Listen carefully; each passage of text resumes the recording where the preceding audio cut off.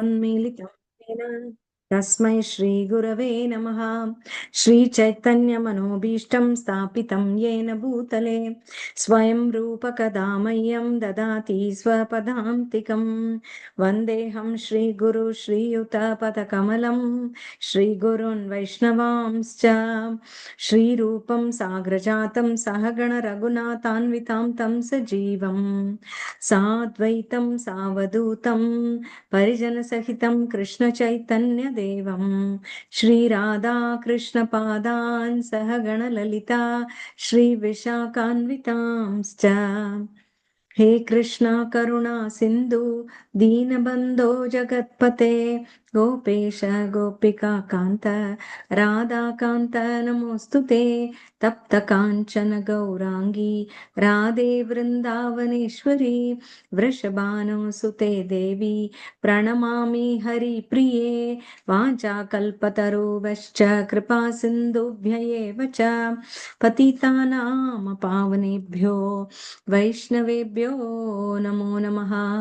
जय श्री कृष्ण चैतन्य प्रभो नित्यानंदा श्री अद्वैत गदाधर श्रीवासादि गौरभक्तवृंदा।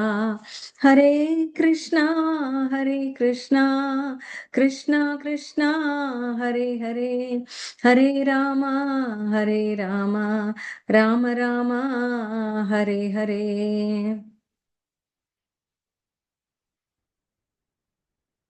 एकादशी महामहोत्सव की जय। श्रील प्रभुपाद की जय। हरे कृष्ण। இன்னைக்கு ஏகாதசி. இன்னைக்கு ஆனா காலையில கிளாஸ் எனக்கு கொஞ்சம் பிஸியா இருந்தது. நேத்து இந்த வாரமே கொஞ்சம் பிஸியா இருந்ததுனால என்னால ப்ரிப்பேர் பண்ணி 9:30க்கெல்லாம் கிளாஸ் வர முடியல. அதனால நார்மல் டைம் 7 மணிக்கே வச்சுக்கலாம் அப்படின்னு முடிவு பண்ணிட்டேன். சாரி.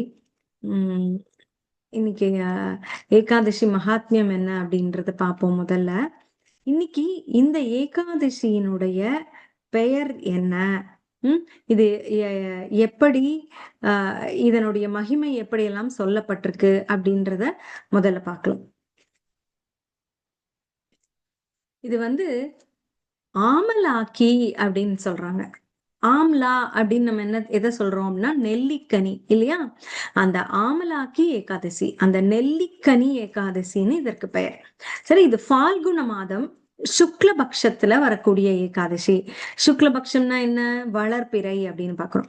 சோ இந்த ஆமலாக்கி ஏகாதசி விரத மகிமையை இப்ப என்ன அப்படின்னு பாக்குறோம்.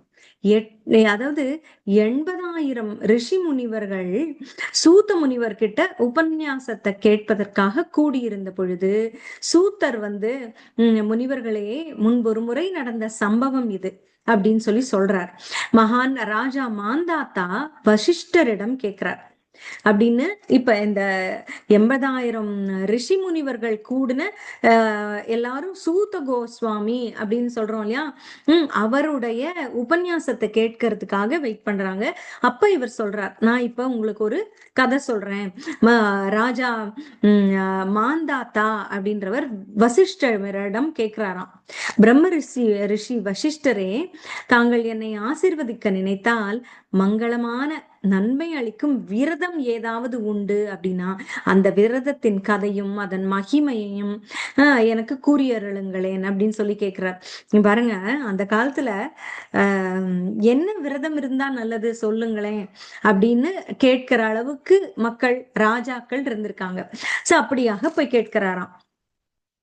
அப்ப மகரிஷி வசிஷ்டர் சொல்றார், ராஜன், உத்தமமானதும் மோட்ச பிராப்தியை அளிக்கக்கூடியதுமான ஆமலாக்கி ஏகாதசி விரதம் அனைத்து விரதங்களிலும் மேலானது. ராஜா மாந்தாத்தா அப்புறம் வசிஷ்டர் சொல்றார், வேதங்களில் பாண்டித்துவம் பெற்ற முனிவ சிரேஷ்டரே, ஆமலாக்கி விரதம் உருவான கதை, விரதம் அனுஷ்டிக்கும் விதிமுறை இவற்றை பற்றி கருணையுடன் விஸ்தாரமாக எடுத்து சொல்லுங்கள் அப்படின்னு கேட்கிறார். ரிஷி வசிஷ்டர் பதிலளிக்கும் போது சொல்றார், ஹே உத்தம ராஜனான மாந்தாத்தா, நீ கேட்டபடி இந்த விரதத்தை பற்றி விவரமாக கூறுகிறேன் அப்படின்னு சொல்லிட்டு சொல்ல ஆரம்பிக்கிறார். பங்குனி மாதம் சுக்லபக்ஷத்தில் வரும் ஏகாதசி திதியானது ஆமலாக்கி ஏகாதசி என்று அழைக்கப்படுகிறது. விரத புண்ணிய பலன் எப்படிப்பட்டது அப்படின்னா, சர்வ பாபங்களும் போக்க வல்லது. அப்புறம் 1000 பசுக்களை தானம் செய்ததால் கிட்டும் புண்ணியத்திற்கு இணையானது அப்படின்னு சொல்றார். ஆமலம், ஆமலா அப்படின்னா நெல்லிக்கனி. அதனுடைய மகத்துவம், அதன் நற்குணங்கள், நலன்கள், இவை தவிர அதன் மற்றொரு சிறப்பம்சம் என்ன அப்படின்னா, அது பகவான் ஸ்ரீ விஷ்ணுவின் முகத்திலிருந்து தோன்றியது அப்படின்னு சொல்றாங்க. ஒரு புராண கதையை கூறுகிறேன், கதையை கவனத்துடன் கேள் அப்படின்னு சொல்ற. ரொம்ப அருமையான கதை. பழங்காலத்தில் வைதிக் என்று ஒரு நகர் இருந்தது. வைதிக்னு ஊர் பேர், சரிங்களா? அந்நகரில் பிராமணர், வைஷ்யர், சக்திரியர், சூத்ரர் என்று 4 வர்ணத்தவரும் மகிழ்ச்சியுடன் ஆனந்தமாக வாழ்ந்து வந்தனர். நகரில் எப்போதும் வேதகோஷம் ஒலித்துக் கொண்டிருந்தது. பாவம் புரிந்தோர், துஷ்கர்மம் செய்வோர், தெய்வ நம்பிக்கை இல்லாதோர் இவர்கள் இல்லாத நகரம் அது. அந்நகரை சைத்ர ரத் என்னும் பெயர் கொண்ட சந்திரவம்சத்து அரசன் ஆட்சி புரிந்து வரான். சைத்ர ரத் அப்படின்னு, வைதிக்குன்றது ஊர் பேரு, சைத்ர ரத் அப்படின்ற ஒரு சந்திரவம்சத்து மன்னன் ஆட்சி புரிந்து வரான். அவன் மகா வித்வானாகவும் கருணை உள்ளமும் கொண்டவனாகவும் தார்மீகவாதியாகவும் இருக்கான். அவன் ஆட்சியில் எவரும் ஏழையாகவும் இல்ல, கருமியாகவும் இல்ல அப்படிங்கிறாங்க. ஏழைனா பணமே இல்லாதவன், கருமி அப்படின்னா ரொம்ப பணம் இருக்கு ஆனா செலவழிக்க மனம் இல்லாதவன். சோ இது ரெண்டுமே துயரமானது. ஒண்ணு துயரமானது, ஒண்ணு திமிரானது. இதை மத்தவங்களுக்கு கொடுக்காம கருமையா தானே வச்சுக்கணும்னு. அப்படி 2 விதமாகவும் இல்ல, 2 எக்ஸ்ட்ரீம்ஸ்லயும் யாருமே இல்ல. அந்த நகர்ல வசிக்கக்கூடிய அனைத்து குடிமக்களும் விஷ்ணு பக்தர்களாகவே விளங்கினர். விஷ்ணுவின் மீது பக்தி கொண்ட நகரில் பிறந்ததால் குழந்தை முதல் பெரியவர்கள் வரை இந்த ஏகாதசி விரதத்தை அனுஷ்டிக்கிறாங்க. ஒரு சமயம் பங்குனி மாதம் சுக்லபக்ஷத்தில் ஆமலாக்கி ஏகாதசி என்று அழைக்கப்படும் ஏகாதசி வந்தது. அன்றைய தினம் அரசனிடமிருந்து ஆண்டி வரை, குழந்தை முதல் முதியவர் வரை அனைத்து தரப்பினரும் பயபக்தியுடன் ஏகாதசி விரதத்தை கடைபிடித்தனர். ராஜா தனது குடிமக்களுடன் ஆலயத்திற்கு வந்து கலசத்தை ஸ்தாபித்து தூபம், தீபம், நைவேத்தியம், பஞ்சரத்னம், குடை என்று விமர்சையா பூஜை செய்கிறார். அனைவரும் நெல்லிக்கனியை துதிக்கின்றனர். அது எப்படின்னா, ஹே தாத்ரி தேவா அப்படின்னு நெல்லிக்கனியை அழைச்சு கூப்பிடுறாங்க. தாங்கள் பிரம்மஸ்வரூபமானவர், பிரம்மதேவர் மூலமாக உதித்தவர், சகலவிதமான பாவங்களையும் அழிக்க வல்லவர், தங்களுக்கு எங்களின் பணிவான நமஸ்காரங்கள். நாங்கள் அளிக்கும் இந்த அர்க்கியத்தை கருணையுடன் ஸ்வீகரித்து ஏற்றுக்கொள்ள வேண்டுகிறோம் அப்படின்னு. இது ஒரு ஸ்லோக விளக்கம், சரிங்களா? இதை அடங்கி ஒரு ஸ்லோகத்தை அவங்க சொல்றாங்க. அதை நம்ம தமிழ் படுத்தி சொல்லும் போது அதனுடைய விளக்கத்தை தான் கொடுக்குறாங்க. அதுவே நமக்கு தேவையில்லதான். இந்த அர்க்கியத்தை கருணையுடன் ஸ்வீகரித்து ஏற்றுக்கொள்ள வேண்டுகிறோம். தாங்கள் ஸ்ரீ ராமச்சந்திர மூர்த்தியால் மரியாதை செய்யப்பட்டவர். யாரு? இதெல்லாம் நெல்லிக்கனியை பார்த்து பிரார்த்தனை, சரியா? தாங்கள் எங்களுடைய பிரார்த்தனையை ஏற்று அனைத்து பாவங்களில் இருந்தும் எங்களுக்கு நிவர்த்தி அளிக்க வேண்டுகிறோம். அன்று இரவு முழுவதும் கண்விழித்து பகவத் தியானத்தில் ஆழ்ந்திருந்தனர். அப்படி இருக்காங்க. இது நம்ம முக்காவாசி பாக்குறோம். ஏகாதசி அன்று இரவு விழித்து தியானம் மேற்கொள்றாங்க, நாம சங்கீர்த்தனம் மேற்கொள்றாங்கன்னு அப்படி இருக்காங்க. அச்சயமா விடத்திற்கு ஒரு வேடுவன் வந்தான். இப்ப இந்த மக்கள் போய் ஒரு ஆலயத்துல இந்த பூஜையை செய்து கொண்டு வருகிறார்கள். அப்ப அங்க ஒரு வேடுவன்னா என்ன? ஹண்டர், வேட்டைக்காரன் அப்படின்னு சொல்றோம் இல்லையா? வேட்டைக்கு போறவன். சோ அவனோட தொழிலே அதுதான். ஏதாவது மிருகங்களை கொல்வான், அதை கொண்டே தன்னுடைய குடும்பத்துக்கு அவன் உணவு கொடுப்பான், இப்படிதான் பண்ணுவான். சோ அங்க ஒரு வேடுவன் வந்தான். அவன் என்ன பண்ணான்? மகா பாபியாகவும் துஷ்டனாகவும் விளங்கினான். அவன் தன் குடும்பத்தை மற்ற ஜீவன்களை வதைப்பதன் மூலம் பராமரித்து வந்தான். வதைத்து அந்த தன் குடும்பத்தையும் காப்பாற்றினான். அதனால் கிடைக்கும் பணம் அவற்றை கொண்டுதான் குடும்பத்தையே காப்பாற்றினான். பசியாலும் தாகத்தாலும் மிகவும் தவித்துக் கொண்டிருந்தான். அவனுக்கு பசி, தாகம் எல்லாம். சாப்பிடுவதற்கு ஏதாவது கிட்டும் என்று எண்ணி அந்த ஆலயத்துக்குள்ள ஒரு மூலையில அமர்ந்து கொண்டான். சரி, எல்லாரும் இருக்காங்க, ஏதாவது சாப்பிட கிடைக்கும் அப்படின்னு அந்த கோயிலுக்குள்ள ஒரு மூலையில உட்கார்ந்துருக்கான். ஆனா அங்க யாரும் சாப்பாடு பரிமாறல. ஏன் அப்படின்னா ஏகாதசி விரதம் இருக்கு. அதனுடைய பூஜை அனுஷ்டித்து கொண்டு இருக்காங்க. அப்ப அப்போது அங்கு பௌராணிகர் அப்படின்னா அந்த ரிஷி என்ன பண்றார், விஷ்ணு கதை மற்றும் ஏகாதசி மகாத்மிய கதைகளை விவரித்து கொண்டிருக்க அதை கேட்டபடி அமர்ந்திருக்கான். அதுக்கு தானே காதல் விழுது அவனுக்கு. இப்படியாக அந்த வேடுவன் முழு இரவையும் மற்ற குடிஜனங்களுடன் சேர்ந்து கண் விழித்தபடி கழித்தான். எப்பாவது கிடைக்குமான்னு தூங்கி எல்லாம் போகல அவன். அவனுக்கு ரொம்ப களைப்பு தான், இருந்தாலும் தூங்காமல் இதை கேட்டுக்கொண்டே இருக்கிறான். அதிகாலை புலர்ந்ததும் அனைத்து மக்களும் தங்கள் இல்லங்கள் நோக்கி செல்றாங்க. அப்ப வேடுவனும் செல்றான். அங்கு சென்று உணவை உட்கொள்றான். சில வருடங்கள் கழித்து அந்த வேடுவன் மரணம் அடைந்தான். அவன் ஜீவ ஹிம்சை புரிந்த காரணத்தால் அவன் நரகத்திற்கு சென்று இருக்க வேண்டும். ஆனால் என்னாச்சு, அமலாக்கி ஏகாதசியை அவன் கடைபிடித்ததால் தன்னையும் அறியாமல் பசியோடும் தாகத்தோடும் இருந்து உபவாசமா இருந்துட்டான். அது மட்டும் இல்லாமல் இந்த மகாத்மிய கதையை வேற கேட்டுட்டான். அதை கேட்டதுனால இரவு முழுவதும் தூங்காமல் பாகவத கதைகளுடன் ஏகாதசி மகாத்மத்தையும் கேட்டு கண்விழித்த விழிப்புடன் விரதத்தை நிறைவு செய்த புண்ணிய பலத்தால் மறுபிறவியில் ராஜா விதுரத் அரண்மனையில் பிறந்தான்.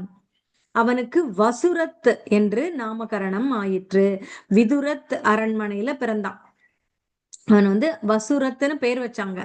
வளர்ந்து பெரியவனானதும் நான்வித சேனையுடன் தனதானியங்கள் நிறைந்து வழிய 10,000 கிராமங்களை நல்ல விதமாக பராமரித்து வந்தான்.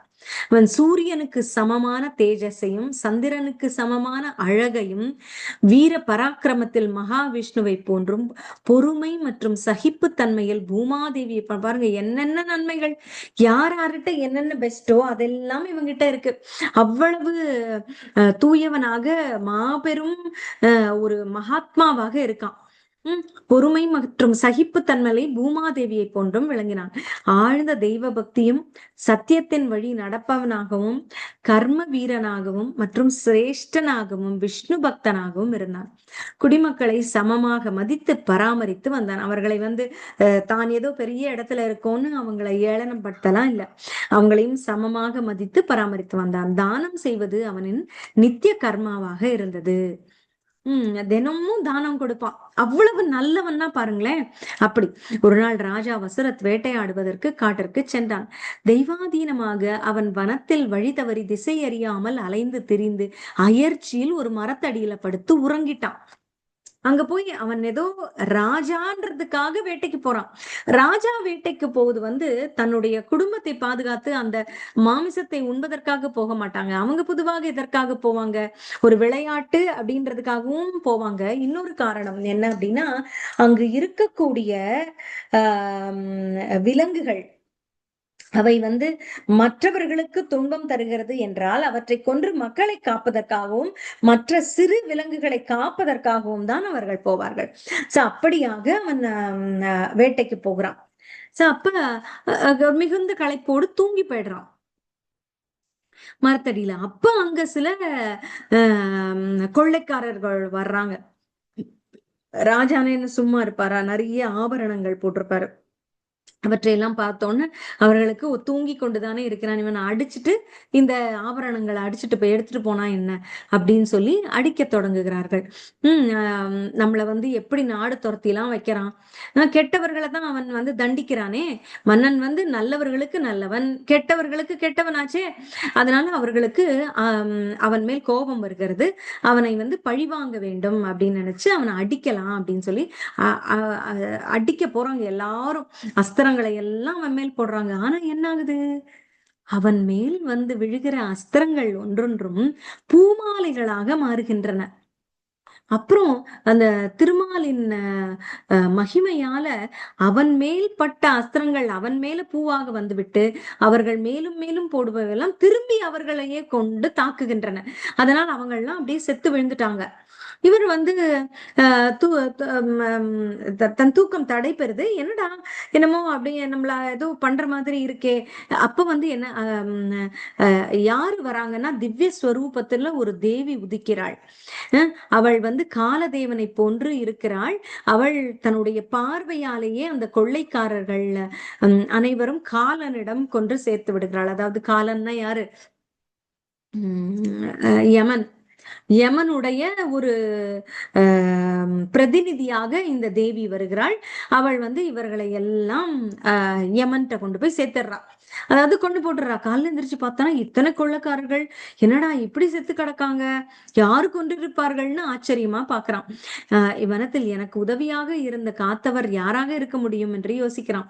இப்படியாக அவன் யோசிக்கும் போது வானத்திலிருந்து ஒரு அசரீரி பேசுது. ஹே ராஜன், இவ்வுலகில் பகவான் மகாவிஷ்ணுவை தவிர வேறு யார் உன்னை காத்திருக்க முடியும் அப்படின்னு கேக்குது. அசரீரி சொன்னதை கேட்டதும் ராஜா மகா விஷ்ணுவிற்கு தனது நமஸ்காரங்களை பணிவுடன் சமர்ப்பிக்கிறான். பிறகு நாட்டிற்கு திரும்பி சுகத்துடனும் ஆனந்தத்துடனும் ஆட்சி புரிந்து வர்றான்.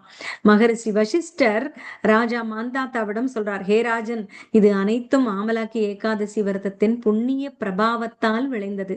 எவர் ஒருவர் ஏதேனும் ஒரு ஆமலாக்கி ஏகாதசி விரதத்தை அனுஷ்டிக்கிறாரோ அவர் தனது ஒவ்வொரு செயலிலும் வெற்றி பெறுவதுடன் வாழ்நாள் முடிவில் விஷ்ணுலோக பிராப்தியும் பெறுவார் அப்படின்னு சொல்றார்.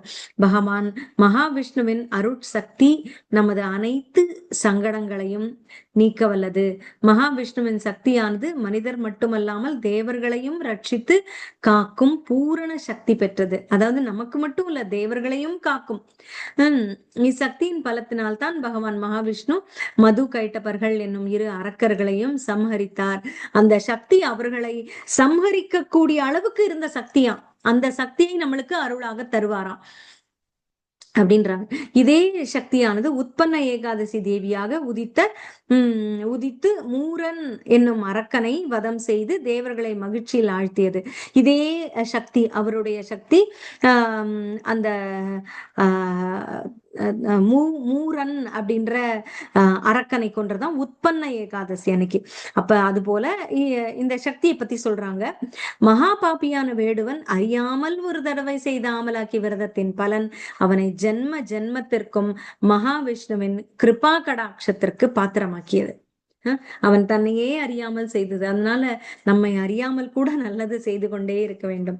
சோ ஆகையால் நாமும் வாழ்நாளில் முடிந்தவரை ஆமலாக்கி ஏகாதசி விரதம் மட்டும் அல்லாது அனைத்து ஏகாதசி விரதங்களையும் ஸ்ரத்தையுடனும் பக்தியுடனும் அனுஷ்டித்து பகவான் மகாவிஷ்ணுவின் அருட்கடாட்சத்தை வேண்டி நிற்போம் அப்படின்னு.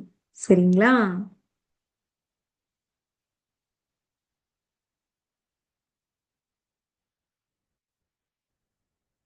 சரி, இப்போ நம்ம இன்னைக்கோட விசேஷ தலைப்பு என்னன்னா பண்டிகைகள் கொண்டாடுதல் அப்படின்னு பாக்குறோம். இது வந்து அதனுடைய முக்கியத்துவம் என்ன அப்படின்னு பாக்குறோம். பண்டிகைகள் எதற்காக கொண்டாடப்படுகிறது அப்படின்னு எல்லாம் பார்க்க போறோம். அதாவது விசேஷ நாட்கள், அதான் பண்டிகைகள்னா என்ன, வேற ஒன்றுமில்லை, விசேஷ நாட்கள், தினங்கள். அந்த நாளுக்கு என்ன விசேஷம் இருக்க முடியும் அப்படின்னா பஞ்சாங்கம் அப்படின்னு சொல்றாங்கல்ல. அதுல வந்து இந்த நாளினுடைய தன்மை, நீங்க இன்றைய பஞ்சாங்கம் அப்படின்னு போடுறாங்க, இன்னைக்கு என்னென்ன அப்படின்னு ஃபுல்லா போடுறாங்க. அதாவது அந்த நாளுக்குமே ஒரு பலன் இருக்கு, ஒரு சக்தி இருக்கு, எந்த நாளில் எதை செய்ய வேண்டும் அப்படின்றது. இப்ப அது இடம் பொருள் ஏவலுக்கு மாறும், ஆளுக்கு ஆளும் கூட மாறும். எனக்கு நல்லதாக இருக்கக்கூடிய ஒரு நாள் மற்றவருக்கு நல்லதாக இல்லாமல் கூட இருக்கலாம். அப்படியாக அந்த அமைப்பு, ஒவ்வொருவருடைய கிரக அமைப்புக்கும் தகுந்தால் போல அந்த நாள் ஒவ்வொருவருக்கும் ஒரு நன்மையையோ ஏதோ ஒரு பலனை கொடுக்கும் அப்படின்றது இது பஞ்சாங்கத்துல இருக்கிறது. சரி, இந்த பஞ்சாங்கம் அப்படிங்கிறது என்னன்னா பஞ்ச அங்கம், 5 அங்கங்களை கொண்டது. என்னென்ன அது? திதி, வாரம், நட்சத்திரம், யோகம், கரணம் அப்படிங்கிறது. திதிங்கிறது என்ன அப்படின்னா அமாவாசை தொடங்கி அடுத்த அமாவாசை வரை இருக்கக்கூடிய 30 நாட்கள். இந்த சந்திரனுடைய சுழற்சி, அதனுடைய வளர்ச்சியும் தேய்மானத்தையும் சொல்லக்கூடியது. அதுதான் ஒரு ரவுண்டு. இப்ப நம்ம நினைக்கிறோம் 15 நாள் தான் ஒரு ரவுண்டு, அடுத்தது இல்ல, 15 அதுக்கப்புறம் ஃபுல்லா முடியணும். அதாவது இங்கெல்லாம் இப்படியே வளரும், அதுக்கப்புறம் தேயும், இதுதான் ஒரு ரவுண்டு. சோ அதான் 30 நாட்கள் 30 திதிகள் உண்டு அப்படிங்கிறது. அதாவது அமாவாசை அப்படின்றதுல ஆரம்பிச்சு பௌர்ணமி வரைக்கும் 15 நாட்கள், திரும்ப அந்த பௌர்ணமியில இருந்து திரும்ப அமாவாசை, அது போல. அததான் வந்து வெளிச்சம் கூடிக்கிட்டே வரும், அடுத்ததுல வெளிச்சம் குறைந்து கொண்டே வரும். அததான் வந்து சுக்லபக்ஷம் வெளிச்சமானது, கிருஷ்ணபக்ஷம் இருட்டானது. அப்படி கிராஜுவலா இருட்டாயிடும், அப்புறம் கிராஜுவலா வெளிச்சம் கொடுக்கும் அப்படிங்கிறத பாக்குறோம். அடுத்தது வாரம் வந்து இது வந்து சந்திரனுடைய சுழற்சியை அடிப்படையாக கொண்டது திதி. இந்த வாரம் அப்படிங்கிறது வந்து 7 சுழற்சி. இதுவும் நீங்க சொல்லி பாருங்க, Sunday, Monday, Tuesday, Wednesday, Thursday, Friday, Saturday, Sunday, Monday, Tuesday, Wednesday, Thursday, Friday, Saturday, Sunday, சொல்லிட்டே போலாம். சுழலும், போய் நிக்குமா, முடிஞ்சிடுமா? திங்கள் திங்கள்ல இருந்து கூட ஆரம்பிக்கலாம், இல்ல ஞாயிறுல இருந்து ஆரம்பிக்கலாம். ஞாயிறு, திங்கள், செவ்வாய், புதன், வியாழன், வெள்ளி, சனி, ஞாயிறு, திங்கள், செவ்வாய், புதன், வியாழன், வெள்ளி, சனி, ஞாயிறு, திங்கள், செவ்வாய், புதன், வியாழன், வெள்ளி, சனி, ஞாயிறு, திங்கள், செவ்வாய், புதன், வியாழன், வெள்ளி, சனி, ஞாயிறுன்னு சொல்லிட்டே போலாம். இது சுழற்சி. சோ இது சூரியனுடைய சுழற்சி. அது 7. 7 எங்க இருக்கு அப்படிங்கிறது. அது போல நட்சத்திரம் அப்படின்றது என்ன அப்படின்னா 27 அல்லது 28 நாட்களாக அந்த நட்சத்திரம் பரவும். அது ஒவ்வொரு நாளைக்கும் இப்ப அந்த திதிக்கு கரஸ்பாண்டிங்கா, அதாவது இது எப்படி நிர்ணயிக்கப்படுது அப்படின்னா இந்த சந்திரனுடைய பயணம் சுற்று இருக்கு இல்லையா, அது இந்த நட்சத்திரங்களை தாண்டிதான் போகும். இந்த நட்சத்திரங்கள்லாம் அங்க வான வான்ல இருக்கு. அந்த வானுக்குள்ளதான் இந்த சந்திரன் சுத்துது, இந்த நட்சத்திரங்கள் உட்கார்ந்துருக்கு, ஒவ்வொன்னையும் தாண்டி தொட்டு கொண்டே போகிறது. சோ எதை தொடுகிறதோ அதை பொறுத்து அந்நாள் அந்த நட்சத்திரம் அப்படின்னு அமையும்.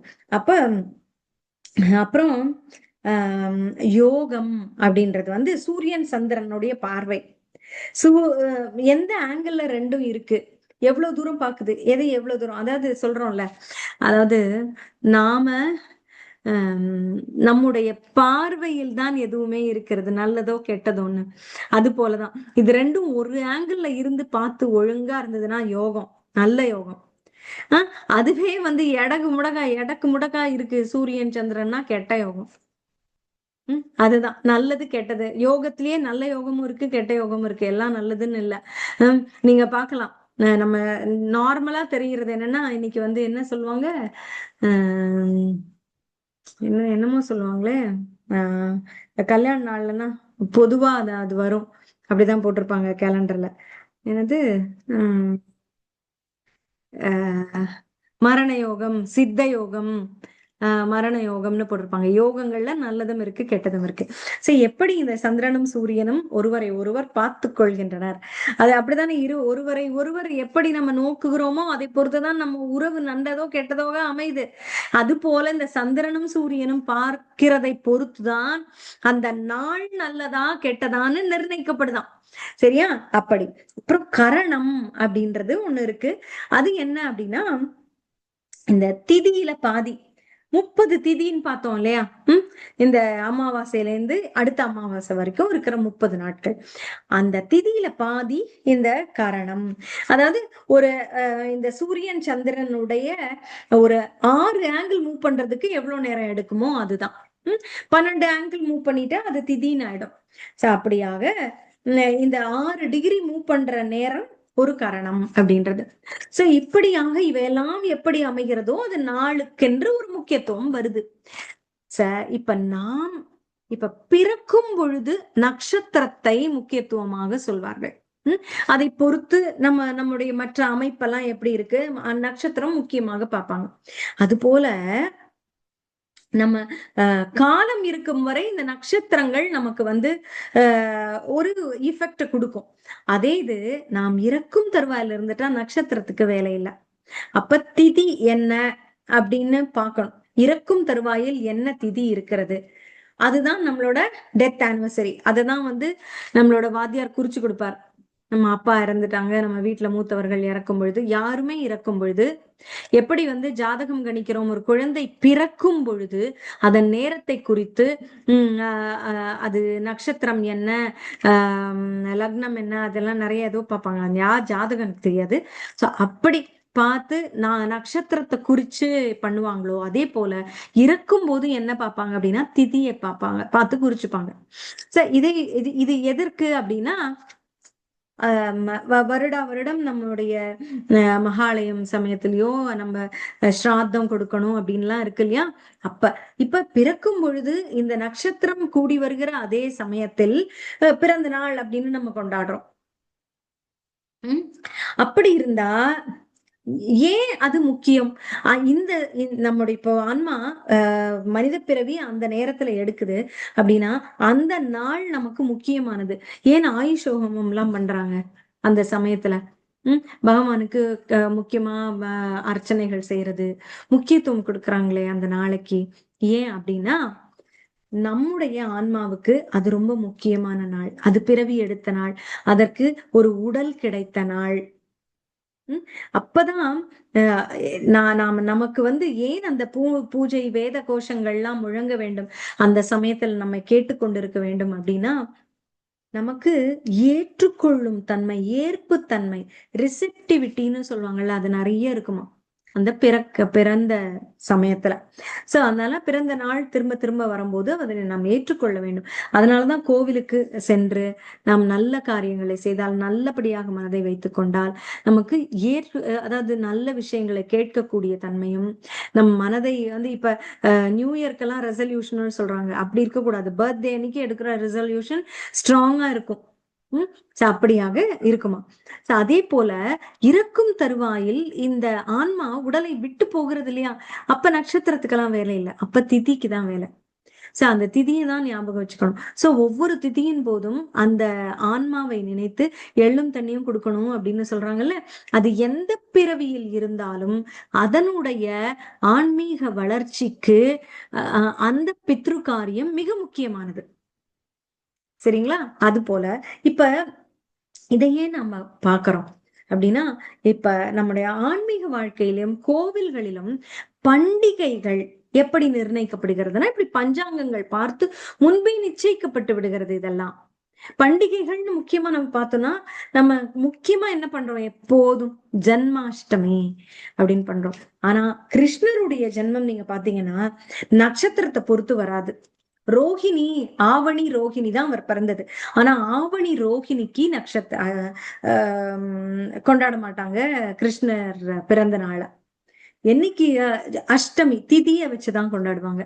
அது ஏன்னு எனக்கு எக்ஸாக்டா தெரியாது, பட் அப்படிதான் கொண்டாடுவாங்க.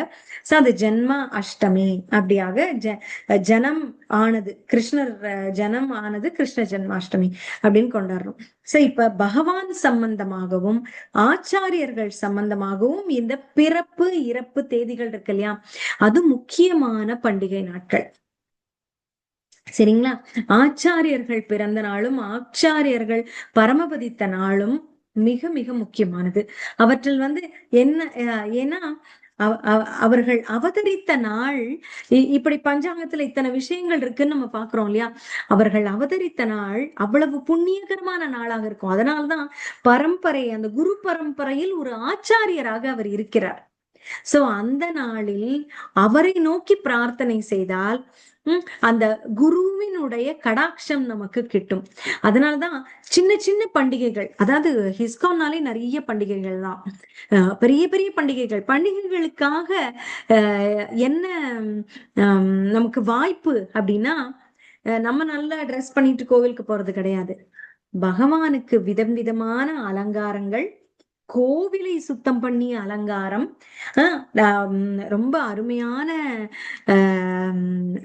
போகா, அதாவது நைவேத்தியம், அப்புறம் அதை மக்கள் ஸ்வீகரிச்சுக்கலாம், எடுத்துக்கலாம் பிரசாதமாக. இப்படியாக அப்புறம் கோவிலையே அலங்கரித்தல், இப்படி நம்முடைய சேவைக்கு அங்கு வாய்ப்பு அதிகமாக இருக்கக்கூடிய நேரம் பண்டிகைகள். முக்கியமாக என்ன விசேஷ நாட்கள் பொதுவாக வரும் அப்படின்னு பார்த்தா பிரபுபாதர் என்ன சொல்றாரு அப்படின்னா, இந்த பண்டிகைகள் அவசியம் கொண்டாடப்பட வேண்டும் அப்படின்னு சொல்றார். ஒவ்வொரு இஸ்கான் கோவில்கள்லையும் அவருடைய நேரடி சீடர்களுடைய கடிதங்கள்ல எல்லாம் அவர் என்ன சொல்றார் அப்படின்னா, பண்டிகைகள் கட்டாயமாக கொண்டாடப்பட வேண்டும் அப்படின்னுதான். ஆச்சாரியர்கள் தோன்றும் நாள், மறையும் நாள், அது போக இருக்கக்கூடிய மற்ற விசேஷ நாட்கள் முக்கியமா என்ன அப்படின்னா, எப்படி முக்கியமான நிகழ்வுகள் நடந்தது. இப்ப வந்து தோன்றும் நாள் அப்படின்னு பார்த்தா ஜென்மாஷ்டமி, ராமநவமி, அப்புறம் நரசிம்ம சதுர்தசி, வாமன துவாதசி அப்படின்னு ஒவ்வொரு பகவானும் தோன்றிய நாள் முக்கியமாக இருக்கு. அது போல ஆச்சாரியர்களும் பிரபுபாதர் தோன்றிய நாள், பக்தி சித்தாந்த சரஸ்வதி தாக்கூரர் தோன்றிய நாள், அது மாதிரி எல்லா ஆச்சாரியர்களும் தோன்றிய நாள் நம்ம பாக்குறோம் இல்லையா. Appearance day of, disappearance day of, ரெண்டுமே முக்கியம். அந்த நாள் என்ன அப்படின்னா, அவர்களை பற்றி நாம் தியானித்து அவர்களுடைய வாழ்க்கை குறிப்பை நான் படித்து அவர்களுடைய அடிச்சுவட்டை பின்பற்ற நாம் முயற்சிக்க வேண்டும். அதுக்கான ஒரு ரிமைண்டர் மாதிரி தான். அது போக கௌர பூர்ணிமா இப்ப வரப்போகுது. பொதுவாக அது வந்து இந்த ஹோலி தினத்தன்று தான் வரும். அந்த பங்குனி உத்திரம்ன்றது தமிழை பொறுத்த வரைக்கும் பங்குனி உத்திரமா இருக்கும். அது பொதுவா நார்த்ல தான் அந்த ஹோலி மாதிரி வரும். சவுத்ல பாத்தீங்கன்னா பங்குனி உத்திரம். சோ அன்னைக்குதான் இந்த கௌர பூர்ணிமா. கௌர பூர்ணிமாங்கிறது என்ன முக்கியமான ஃபெஸ்டிவல் நம்ம இஸ்கான் பொறுத்த வரைக்கும். அது என்ன அப்படின்னா, கௌர அப்படிங்கிறது யாருக்கு பேரு அப்படின்னா சைத்தன்ய மகாபிரபு. சைத்தன்ய மகாபிரபு தோன்றிய அந்த பௌர்ணமி, அதுதான் வந்து கௌர பூர்ணிமா. அது ரொம்ப மிக மிக முக்கியமான தினம். இப்ப நிறைய என்னென்ன நிகழ்வுகள் பண்டிகைக்கு வித்தாகிறது அப்படின்னு பார்த்தா, நரகாசுர வதம் தீபாவளி ஆகிறது, வதங்களா இருக்கலாம். அப்புறம் ராமர் அயோத்தியை சென்று அடைவது விஜயதசமியாக இருக்கிறது. அப்புறம் ருக்மிணி கல்யாணமா இருக்கலாம். அப்புறம் குச்சேல தினம் அப்படின்னு சொல்றாங்க. அப்புறம் ராசலீலை நடந்தது சரத் பூர்ணிமா அது. அப்புறம் கீதா ஜெயந்தி அப்படின்னு சொல்றோம். வைகுண்ட ஏகாதசி அன்னைக்கு தான் கீதா ஜெயந்தி சில பொதுவாக வரும். சோ அது கீதை என்று சொல்லப்பட்டது அப்படிங்கிறது. அப்புறம் இவை எல்லாம் வந்து பாகவத புராணத்தில் வருகிற முக்கிய நாட்கள். ராமாயணம், மகாபாரதம் இவை எல்லாம் முக்கியமான நிகழ்வுகளை பற்றி சொல்லுது இல்லையா. அவை பண்டிகைகளாக நம்மால் கொண்டாடப்பட வேண்டும் அப்படின்றது. இப்ப பாகவதத்துல பாத்தீங்கன்னா ஜென்மாஷ்டமி தொடங்கிருச்சுன்னா அதுக்கப்புறம் என்னென்ன பண்டிகைகள் வரும் அப்படின்னு பார்த்தா, ராதாஷ்டமி, ராதாராணி என்னுடைய அவதார தினம். அப்புறம் கோபாஷ்டமி. நான் வந்து சீக்வன்ஸ்ல சொல்லல, நீங்க அதுக்கு அடுத்து இதுதான் வரும் அப்படின்னு நினைச்சுக்க வேண்டாம். கோபாஷ்டமி அப்படிங்கிறது என்னன்னா, கிருஷ்ணர் என்று பெரிய மாடுகளை மேய்க்க தகுதி பெற்றார். அப்பல இருந்துதான் நந்த மகாராஜரும் யசோதாவும் அவருக்கு வந்து கன்றுகள் மேய்த்து கொண்டிருந்தவர் பெரிய மாடுகளை மேய்க்க தொடங்கிய நாள் அது. சோ அப்படியாக ஒவ்வொரு பண்டிகைக்கும் ஒரு கதை உண்டு. இஸ்கான்ல பாத்தீங்கன்னா ரொம்ப அழகான கிருஷ்ண கதைகள், இதெல்லாம் லீலைகளை ஒட்டிதான் இருக்கும். அன்னைக்கு மட்டும் நீங்க பாத்தீங்கன்னா கோபாஷ்டமி அன்னைக்குதான் நினைக்கிறேன், ராதாராணி வந்து அவர்களுடைய பாத தரிசனம் கிடைக்கும். ஏன்னா அவங்க வந்து கோபர் சிறுவனாக அலங்காரம் பண்ணியிருப்பாங்க ராதாராணிக்கு. அவங்களோட கால் வந்து தெரியும். அவர்களோட பாவாடை பொதுவா பாத்தீங்கன்னா எந்த கோயிலுமே ராதாராணிக்கு கால் தெரியாது, கிருஷ்ணருக்கு தான் பாதங்கள் தெரியும். அவங்க வந்து அப்படியே ஃபுல்லா மூடி இருக்கும். அன்னைக்கு மட்டும் அவர்களுடைய பாவாடை குட்ட பாவாடையா இருக்கும். ஏன்னா அவர்கள் வந்து மாடு மேய்க்க செல்லும் நாள் இல்லையா. அப்ப வந்து அவங்க தழைய தழைய பாவாடை கட்டியிருந்தாங்கன்னா தடுக்கும். அதனால அந்த பாவாடை தூக்கி கட்டியிருப்பாங்க. அது அப்புறம் கௌர பூர்ணிமா, தீபாவளி நம்ம தாமோதர லீலை அரங்கேறிய நாள் அப்படின்னும் ஒரு பாகவத கதை சொல்லுது. அதுக்கப்புறம் தீபாவளி அன்றத நரகாசுர வதம் அப்படின்னும் நடந்ததாக சொல்லுது. சரி, இப்படியாக ஒரு பண்டிகை அப்படின்னு எடுத்தா இந்த மாதிரிலாம் இருக்கு. கோவர்தன பூஜை அதை ஒட்டியே வரும். தீபாவளி இதெல்லாம் வந்து கார்த்திகை மாதத்தில் வரக்கூடிய பண்டிகைகள். அப்புறம் நந்தோத்சவ் ஜென்மாஷ்டமிக்கு அப்புறம் ஜென்மாஷ்டமிக்கு நம்ம எல்லாம் ஃபாஸ்டிங் இருப்போம். நந்தோத்சவம்னா என்ன? ஃபீஸ்டிங். நந்த மகாராஜர் நம்ம என்ன பண்ணுவோம்? குழந்தை பிறந்தால் அனைவரும் வீட்டுக்கு அழைச்சு நம்ம கொண்டாடுவோம் இல்லையா? அது போல நந்த மகாராஜர் தன்னுடைய சுற்றங்களை எல்லாம் அழைத்து கொண்டாடுவது போல இந்த நந்தோத்சவம் அப்படிங்கிறது.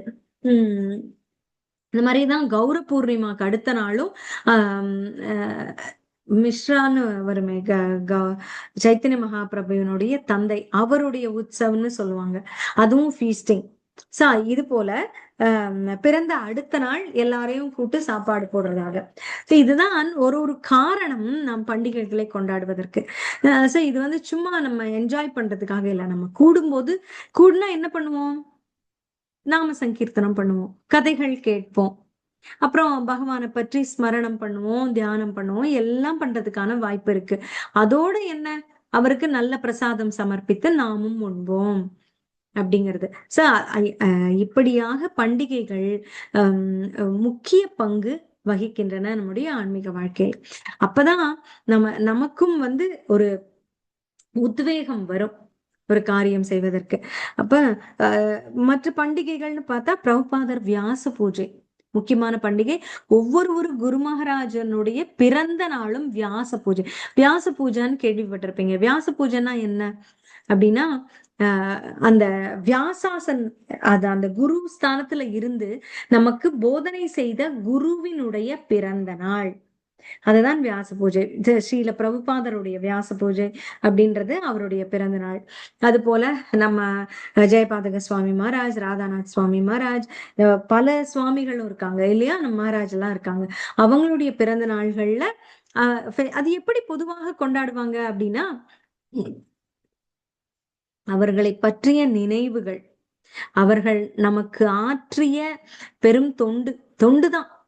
அவர்களால் நம்ம என்ன அருள் பெற்றோம் அப்படிங்கிறத ஒவ்வொரு முக்கிய பக்தனும் எடுத்து சொல்வது, நினைவு கூறுவது அப்படிங்கிறது அந்த வியாச பூஜை என்று நடைபெறும்.